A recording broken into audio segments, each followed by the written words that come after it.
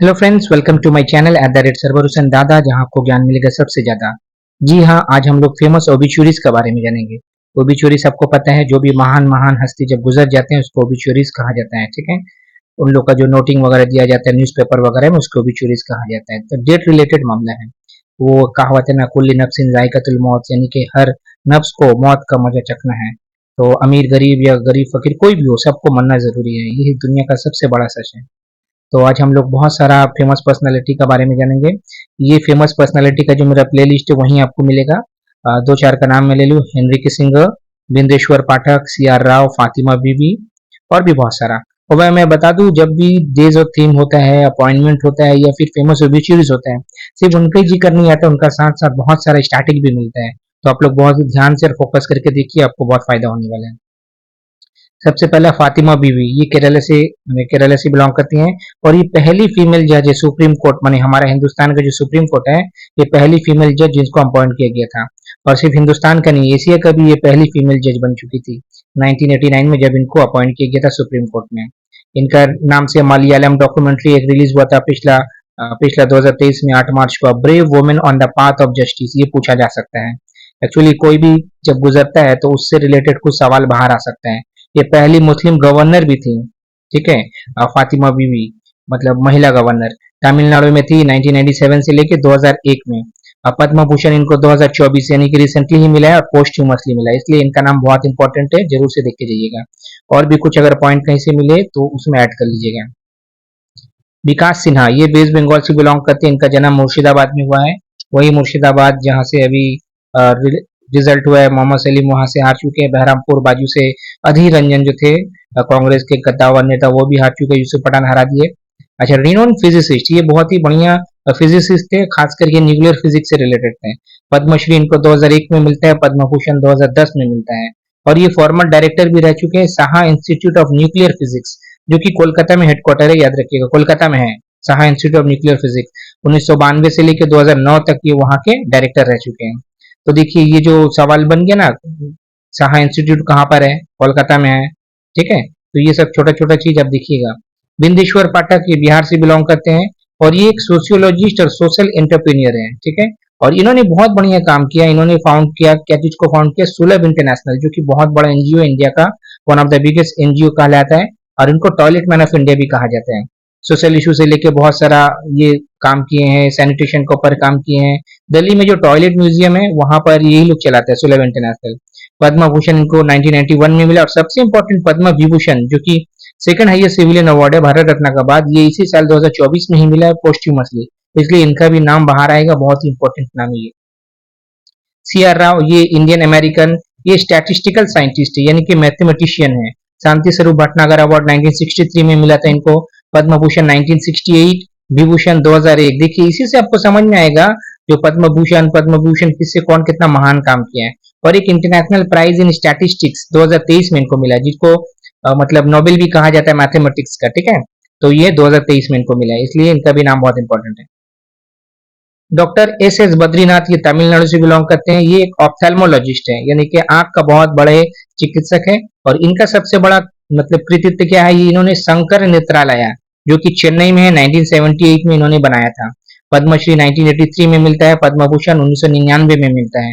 अच्छा से देखिएगा। और ये मतलब आंख का जगत में आज का दिन में मतलब इंडिया का बहुत जगह ये शंकर नेत्रालय है, और बहुत सस्ता में या बहुत फ्री में ये लोग आंख का इलाज करता है। मैंने क्रांति लेके आया था आंख का इलाज में। इनका नाम है बी एन गोस्वामी, ये पंजाब से बिलोंग करते हैं। और ये इंडिया के आर्ट हिस्टोरियन या फिर मिनिएचर पेंटर है। खास करके पहाड़ी स्टाइल जो पेंटिंग होता है उसमें इनका महारत है। पद्मश्री 1998 में मिलता है इनको, पद्म भूषण 2008 में मिलता है, ध्यान रखिएगा। इनको तो सभी कोई पहचानता होगा। इनका नाम है मुनव्वर राना, यूपी से है। ये एक उर्दू पोएट थे, उर्दू हिंदी दोनों में लिखते थे। साहित्य अकादमी का अवार्ड इनको 2014 में मिलता है।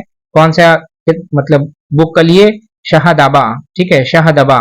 और इन्होंने 2015 में इसको फिर रिटर्न भी कर दिया गया था, इंटॉलरेंस का वजह से बहुत कोई रिटर्न किया था, गोदी मीडिया बोला था, जो अवार्ड अवार्ड अवार्ड वापसी गैंग भी कहा गया था इन लोग को।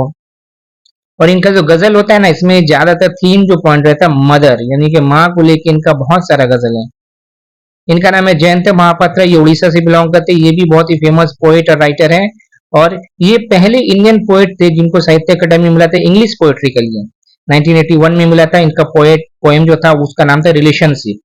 पद्मश्री 2009 में मिलता है, जो कि इन्होंने भी 2015 में रिटर्न कर दिया था।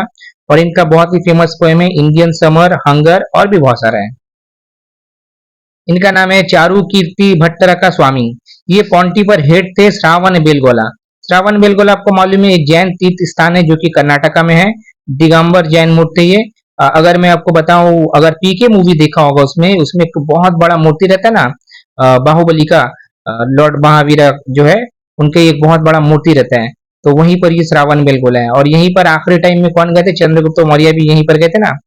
अच्छा, वहां पर जो मतलब फंक्शन होता है, जैसे कि यहाँ पर आपका कुंभ मेला होता है ना, वहां पर होता है महामस्तकाभिषेका, जो कि हर 12 साल में एक बार होता है।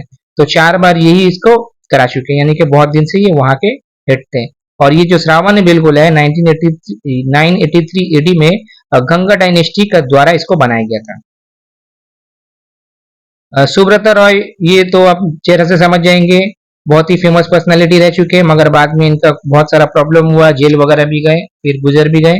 ये बिहार से बिलोंग करते थे। और ये सहारा ग्रुप जो कि बहुत ही फेमस थे एक टाइम में, सहारा का एयरलाइंस चैनल वगैरह सब कुछ था, अभी भी बहुत कुछ है।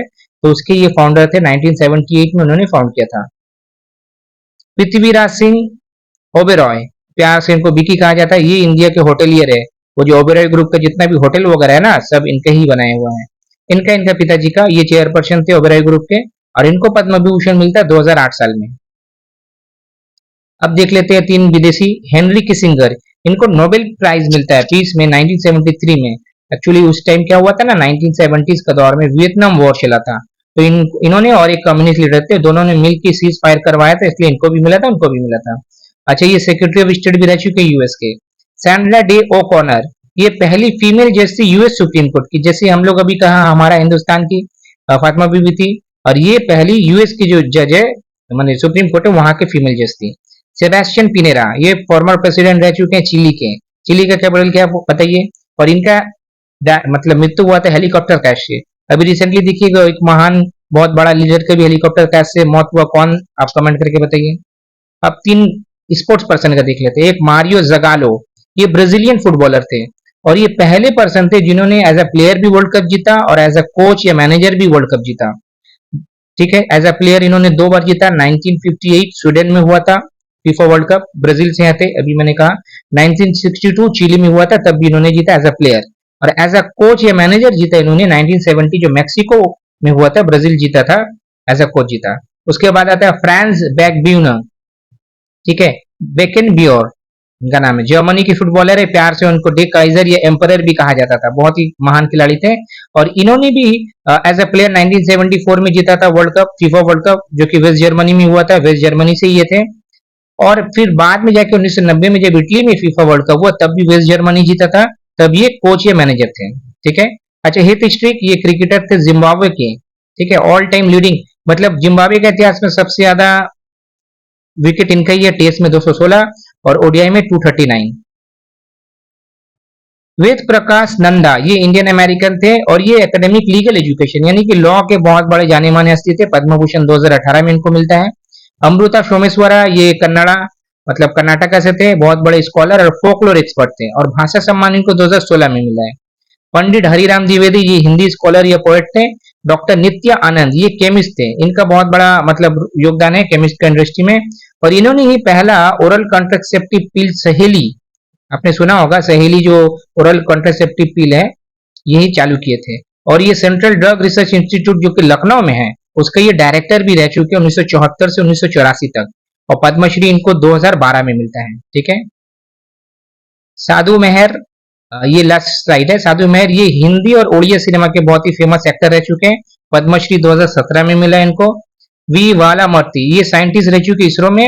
अच्छा, इसरो में जब भी कोई प्रोजेक्ट ऊपर जाता है ना, लॉन्च वगैरह होता है, जो काउंटडाउन किया जाता है 10 9 8, तो इनका ही आवाज चलता था पहले। ठीक है, चंद्रयान 3 में भी इनका ही आवाज था।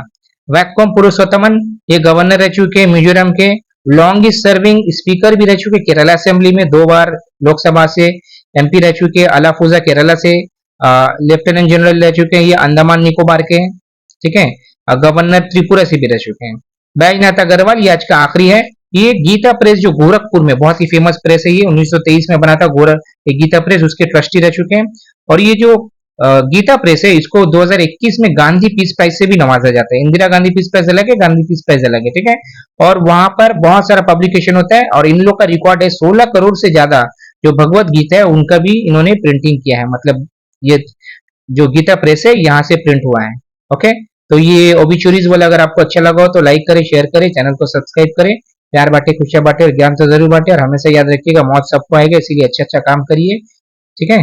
खुश रहिए और खुश रखिए सबको, किसी का दिल भी नहीं दुखाना है कभी भी, और खुश रहिए। Take care.